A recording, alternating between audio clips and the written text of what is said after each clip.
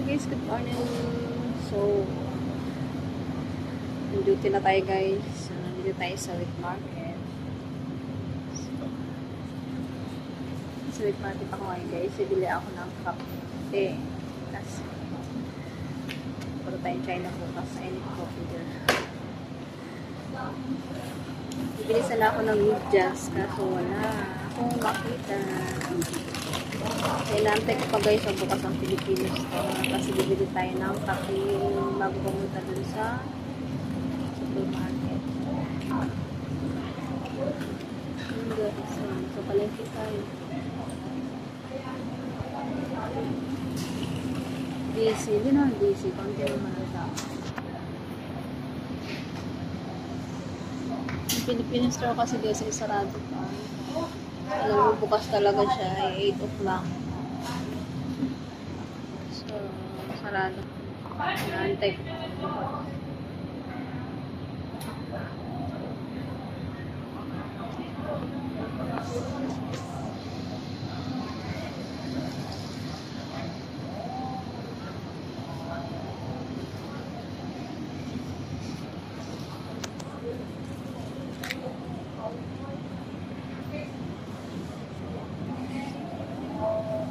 So, 7:40 pa lang guys in the morning.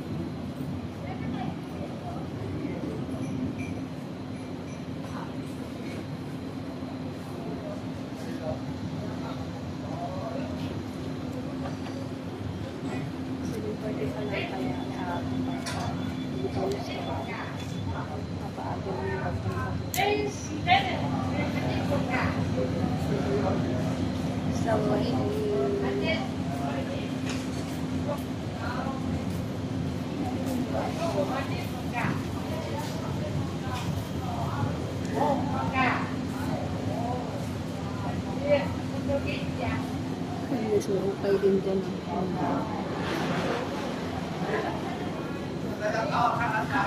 So, naghanap ako ng medyas dyan.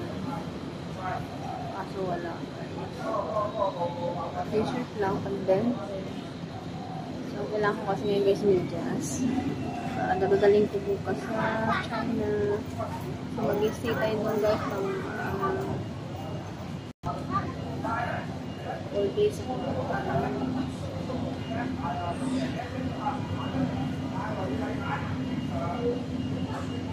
Kaya sabi, tapos babalik tayo ng Martes.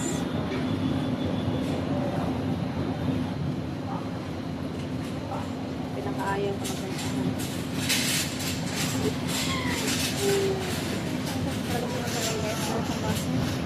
Malangkot ko. Wala lang pa ang internet. Ayaw ko dun kasi wala pa yung kanilang internet dun guys. Nakik-wifi lang tayo.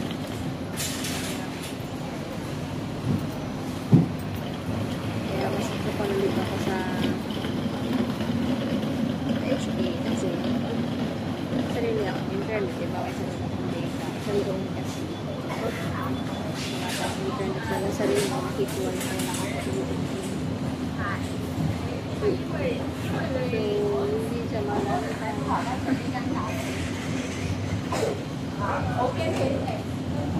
Mag-taste lang tayo ng 4 days.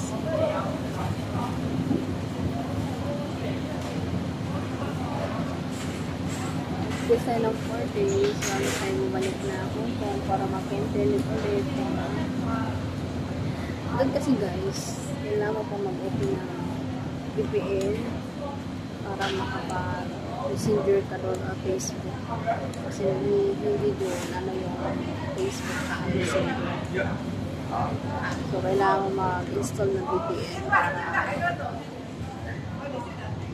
makapag-open ka ng FB hindi yung messenger.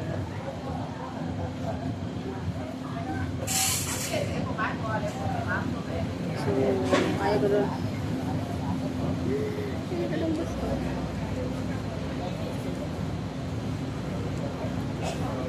Kasi wala tayong choice eh. Pero kung tutusin, bawal naman wala naman yung kontrata dito. Amo na ito yung wala kong sa buhay. Dalhin ko pa doon. Buti na sana guys, kung may extra bayan, wala naman, di ba? This na lang, malapit na makapit ang trabaho guys. So, 5 months to go na lang. 5 months to go.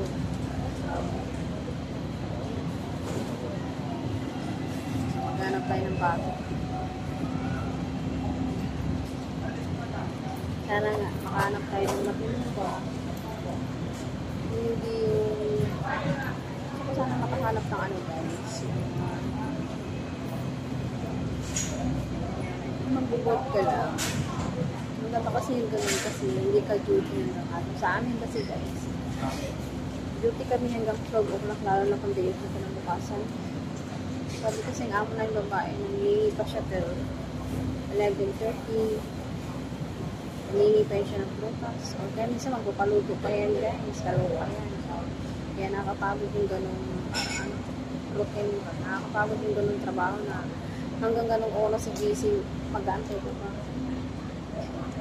Kasi pag may pasok na is ano, kami binigising 5:30 and then sa gabi makakapahinga ka na 12 o'clock or 1 o'clock na. Kasi antayin mo pa siya manghingi siya. Hinilot siya, napupuntas, minsan magpapaluto pa yan guys, paluto, diba? So sana makahanap ako ng maayos ba?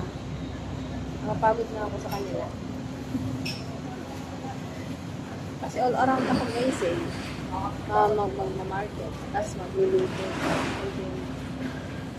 Maglilinis pa sa bahay. O diba? Hindi naman tayo si Batman. So, hindi po ganun kadali ang buhay ng isang OFW guys. So, sana ay palaghan po natin. Kung mayroon po tayo mga kamag-anak, lalo sa ibang bansa, pahalagahan po natin sila guys. Kasi hindi po ganun kadali i-manage or i-handle ang stress sa amo and else nabibigyan ka pa ng stress sa pamilya. Sobrang hirap mo guys. So, sana po mahalin natin kung meron tayong kamag-anak sa ibang bansa. Mahalin po natin sila. Lagi po natin sila alalahanin na hindi ganun kadali ang trabaho namin. So, yun lang guys. Dahil ko na nasabi. Sa mga ano dyan, sa mga first time Europe, kayo wala ng pag-asa. Laban lang kahit walang pinaglalaban. So, bye for now guys. See you in my next vlog. So, maraming salamat sa mga nakinig. Sana may napulot kayong aral. So, duty tayo ay nahanap pa. So, antay na sige kung bukas ang Philippine store and then bibili lang tayo ng kape. Bye! Thank you for keep watching.